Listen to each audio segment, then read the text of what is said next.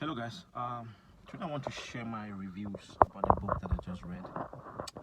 It's called Kaffir Boy by Mark Mathabane. Okay, so what this book talks about, it talks about a young black guy growing up in the slums of Johannesburg, in a place called Alexandra.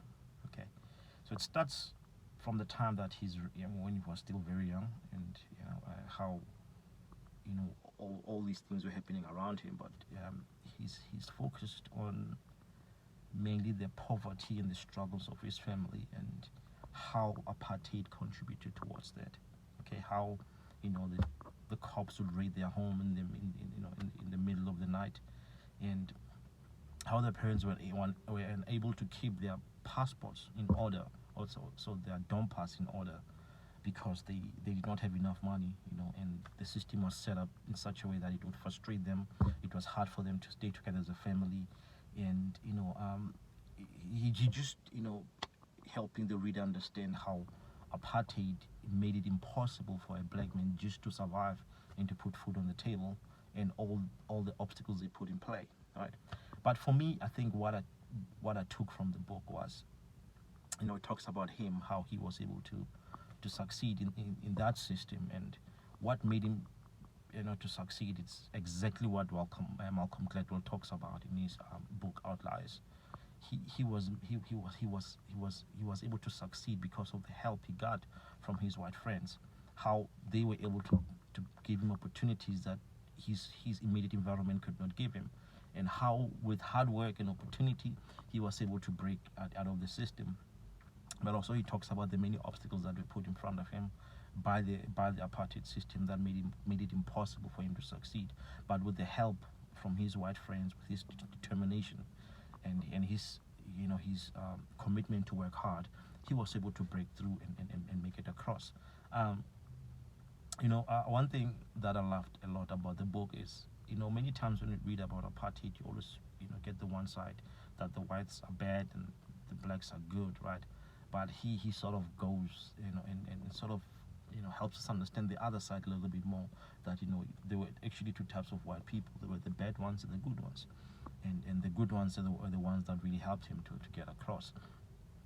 Also there were the good black people, and there were the bad ones that were the reason why apartheid became what it was, because they would take bribes, they would benefit from the whole thing, and also ensure that the system stays in place.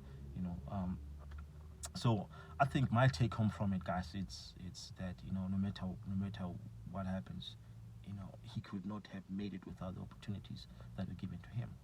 And same applies in our lives. I think it's what Malcolm teaches so well in his book Outliers, that for you to succeed, you need opportunity. You need to work hard. You need opportunity. He became a tennis player, and for him to do well in tennis, he even admits that he could not play in Alexandra because there were no resources. The coaches were not that good. The other players were not that good. There was no way that he would have become any good if he would have stayed in Alexandra. The only way he was going to become very good at his game, he had to go out and play with the white people. He had to go out and get a white coach. He had to go out and play in the white tournaments where the best of the best are, so that he can be better at his tennis.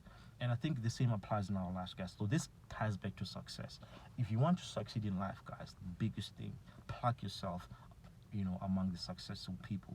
Learn their habits, work side by side with them, because they will teach you how to succeed. Nobody else will teach us how to succeed, if not the successful people themselves. So no matter how good you think you are, no matter how hard you think you work, without those opportunities, you cannot make it. That's basically what the book taught me, that you need opportunities. You need to find good people and to associate with the good people and to learn from them and help and have them inspire you, help them to help you get ahead. You cannot do it without that.